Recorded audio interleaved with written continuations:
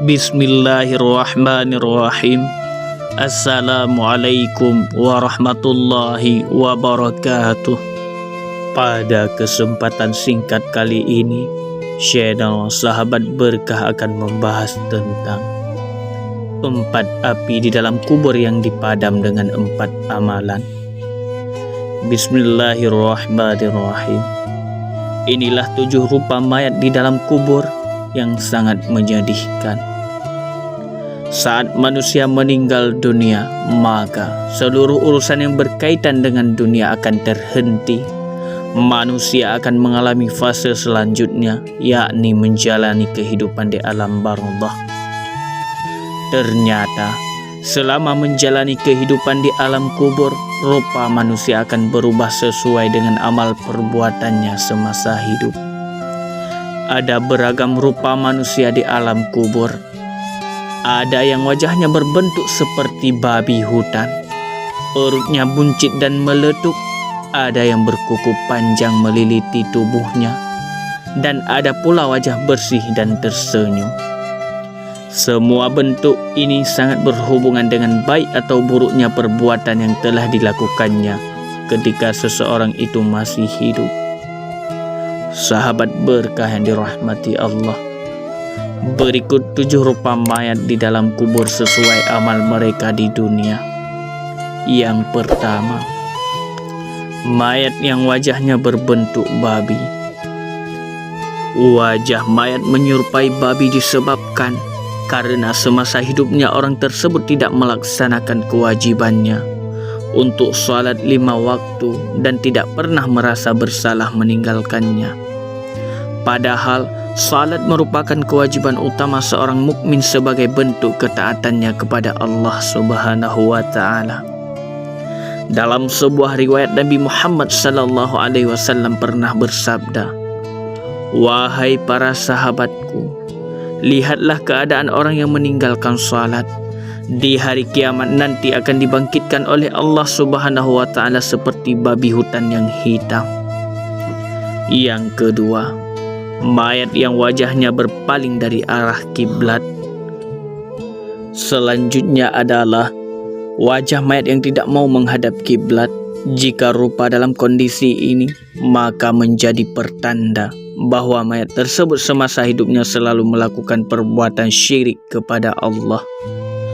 Padahal asas Islam adalah tauhid, sehingga perilaku syirik tidak akan diampuni oleh Allah Subhanahu wa taala. Yang ketiga, kepala mayat berubah menjadi batu hitam legam. Kondisi mayat dalam bentuk ini mengindikasikan bahwa mayat semasa hidupnya telah durhaka kepada orang tua. Dosa kepada orang tua memang akan disegerakan balasannya ketika masih hidup, maka Allah akan memperlihatkan langsung bagaimana siksanya terhadap anak yang durhaka. Terlebih jika sudah meninggal, pastinya balasan yang diterima akan semakin pedih lagi, termasuk perubahan kepala mayat yang berubah menjadi batu hitam yang legam. Ada 2 pintu amalan yang disegerakan balasannya di dunia: kezaliman dan durhaka pada orang tua. Hadis riwayat Hakim dan disahihkan Albani dalam As-Sahihah 1120. Yang keempat, mayat yang perutnya buncit dan meletup. Kondisi mayat dengan rupa seperti ini menjadi tanda bahwa semasa hidup mayat tersebut suka makan dengan harta yang haram. Petaka buruk yang akan menimpa mereka adalah api neraka dengan harta haram yang setiap saat mereka masukkan ke dalam perut mereka. Nabi Muhammad SAW bersabda yang artinya, "Wahai Ka'ab bin Ujrah, sesungguhnya tidaklah tumbuh setiap daging yang diberi asupan makanan yang haram, melainkan nerakalah yang berhak membakarnya." Hadis riwayat Ahmad, At-Tirmizi, dinyatakan sahih oleh Albani. Yang kelima, mayat yang kukunya mencengkam dan meliliti seluruh tubuhnya. Jika mayat berwajah seperti ini, itu merupakan pertanda bahwa semasa hidupnya suka berkelahi dan mengumpat orang. Tindakan ini memang sangat tidak disukai oleh Allah Subhanahu wa taala, sehingga siapa yang melakukannya akan mendapatkan azab saat berada di alam barzakh. Diriwayatkan oleh Abu Daud dari Anas, Rasulullah sallallahu alaihi wasallam bersabda, "Pada malam aku diisrakan, aku telah melalui suatu kaum yang mencakar-cakar muka mereka dengan kuku-kukunya sendiri. Maka aku berkata, 'Hai Jibril, siapa mereka ini?' Jawab Jibril, 'Mereka ini adalah orang-orang yang suka mengumpat dan mereka juga suka menjadi tepi kain orang.'" Abu Daud dari Anas. Yang keenam, kuburnya keluar air yang lebih busuk daripada bangkai. Kondisi ini menjadi pertanda bahwa mayat tersebut semasa hidupnya adalah orang yang suka makan riba. Balasan bagi orang yang suka memakan riba memang amat pedih. Mereka memang harus berhadapan dengan neraka jahanam dan mengalami kondisi kuburnya keluar air yang lebih busuk daripada bangkai. Yang ketujuh, mayat yang wajahnya tersenyum. Jika mayat berwajah seperti ini, itu merupakan pertanda bahwa semasa hidupnya mayat merupakan orang yang berilmu dan beramal saleh. Mereka dijanjikan untuk menjadi penduduk surga pada hari kiamat.